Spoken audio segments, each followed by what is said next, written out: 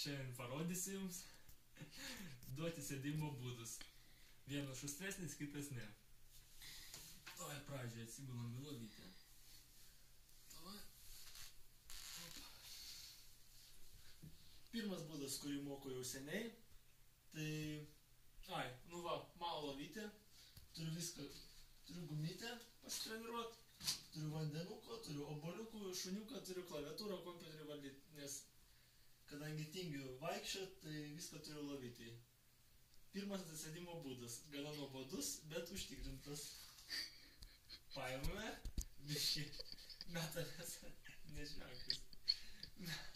Metame save į šuniuką, rankytę pakišame po užpakaliuką ir sėdamės. Hop, hop, hop. Va. Prašau. Sėdime.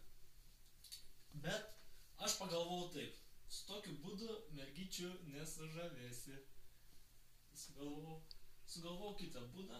tą parodysiu, biškį atsileis man kojytės.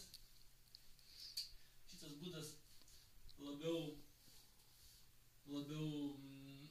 man atrodo, tos biškį šastresnis, linksmesnis, bet aš jį tik šiandien išmokau, nebūtinai man dabar išeis, dar reiks iš naujo perfilmuoti. Tai va, po biškį siubuojamės, įgauname pagreitį, opa, opa, 1, 2, ir 3, ir 4, Ne, to greitai pakartosiu dar, nes biškį neišėjo. To. Nu, aš tik šiandien išmokau, neišmokau, bet to. 1, 2, 3, ir op. Prašau. Ir toks šustresnis, man atrodo, linksmesnis būdas atsisėsti. Jei kam įdomu, tai pabandykit, labai smagu.